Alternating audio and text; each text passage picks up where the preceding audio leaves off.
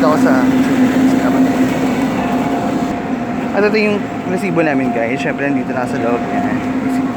Ito yung mga tao. Kasi ganda ng ambience guys. Pang malakasan. Yan. 400 pesos siya. At syempre yung oras namin is 8:55. Sama si Ate Shinji at lalabas kami ng 10 o'clock. Syempre 190 visa na to. At syempre yan. Yan siya. So mag-enjoy ko. Ito yung mga pa-activity ni Kitsuna yan guys. Hi ka naman dyan Shane sa vlog ko. Hi! Yan, masaya siya kasi may pa-road trip dito yan. Siyempre masaya yung mga bata dyan. Tsaka yan. Malakas sa tingin, pwede ipang photoshoot sa mga bata. At yan, nag-parking siya. Siyempre, napapagod siya. Yan. Nakita niya na. At yan, mababa siya guys. Yan. Nagmadali si Besh. Pero sa police station siya yan. Kasama niya yan. Nanarap niya kung sino nakulong yan guys. Yan. Kinakita, napakagaling Napaka-techy yan. Yan, kinakita. Yan.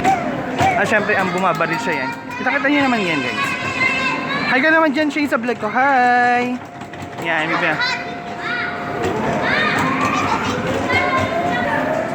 syempre magbuburum-burum na naman po kami guys. Yan. Alis kami sa W. Yan, si friend niya. Yan. Hi ka naman dyan.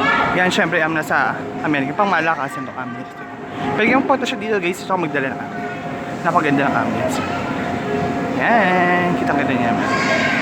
Ano Shane tutut yan. Yan, tsaka siya gagawa siya ng ice cream yan. Yan, sa ice cream tayo. Siyempre, madiscutting ina to. Siyempre, kailangan lahat friends sa atin para tulungan tayo. Ice cream nga po ma'am, ice cream. Ay, nagulat siya. Ice cream? Ice cream po besh, ice cream. Yan. Britain eggplant yan guys. Yan po siya. Nag-ask ng ice cream. Siyempre, bibigyan niya po sa akin kahit laruan. Yan, sasakay siya. Ay, sana, let's go. Yan. Okay. So yan guys, kita-kita niyo naman yan guys. Yan.